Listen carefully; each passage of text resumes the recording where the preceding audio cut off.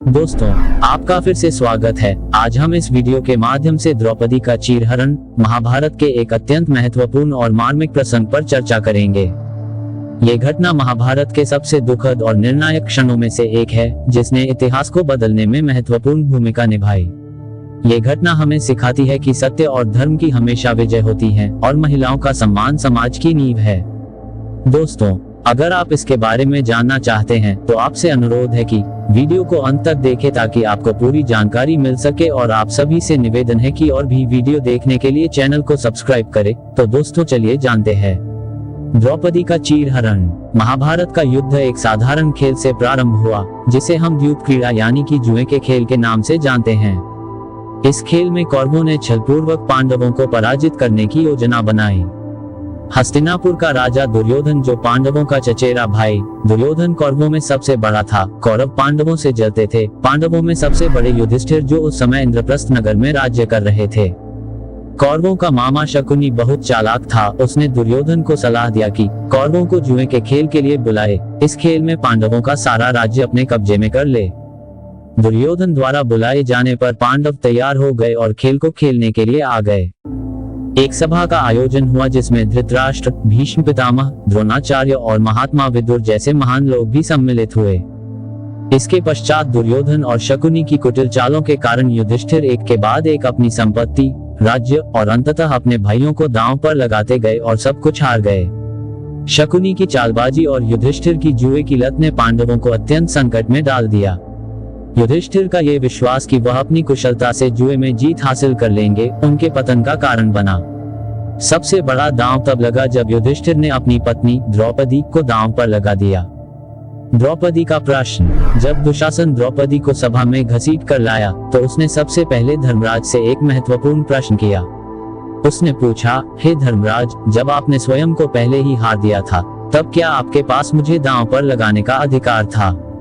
ये प्रश्न न केवल युधिष्ठिर बल्कि पूरे समाज के लिए एक बड़ा धक्का था। किसी ने भी इस प्रश्न का उत्तर नहीं दिया और द्रौपदी को न्याय नहीं मिला। सभा का मौन। द्रौपदी का प्रश्न सभा में उपस्थित सभी महान योद्धाओं, विद्वानों और धर्म के रक्षकों के लिए एक चुनौती बन गया।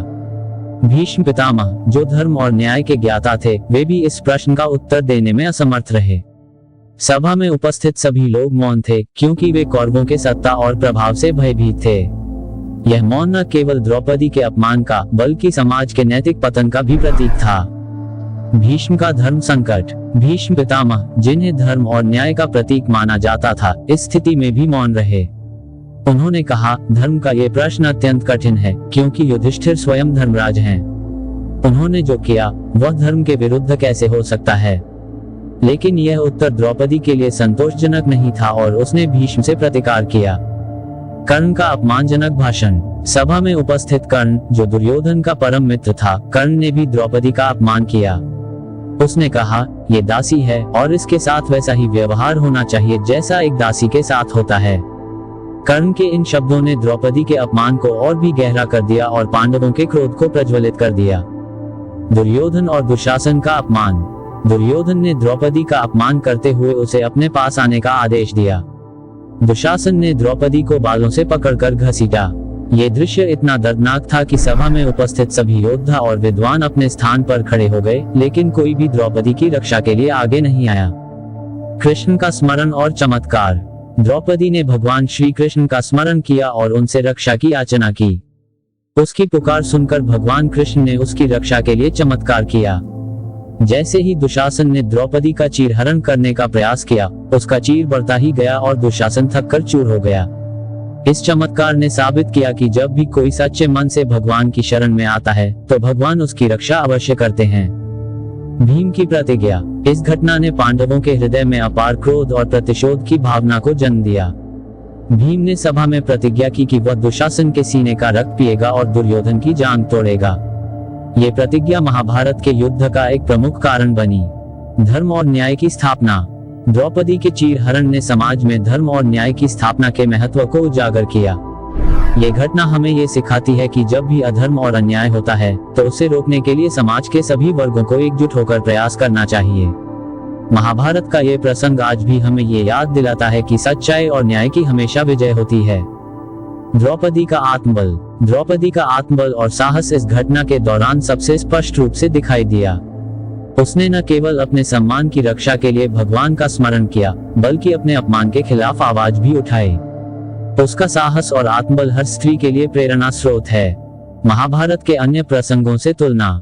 महाभारत में कई घटनाएं हैं जो द्रौपदी के चीरहरण से जुड़ी हैं, जैसे कि सुभद्रा का अपहरण, अम्बा का अपमान और कुंती का त्याग।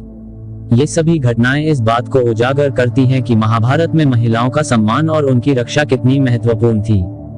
द्रौपदी का संवाद। द्रौपदी के कुछ महत्वपूर्ण संवाद इस प्रसंग को और भी जीवंत बनाते हैं, जैसे कि जब वह भगवान कृष्ण को पुकारती है और कहती है, हे गोविंद, हे द्वारकाधीश, हे जगन्नाथ, मेरी लाज बचाओ।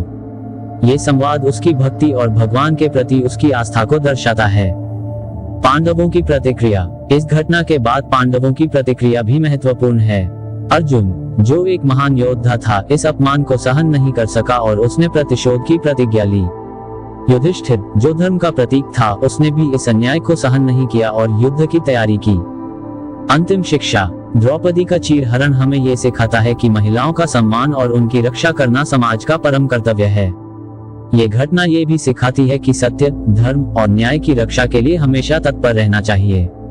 महाभारत के इस महत्वपूर्ण प्रसंग से हमें अनेक शिक्षाएं मिलती हैं, जो आज के समाज में भी प्रासंगिक हैं।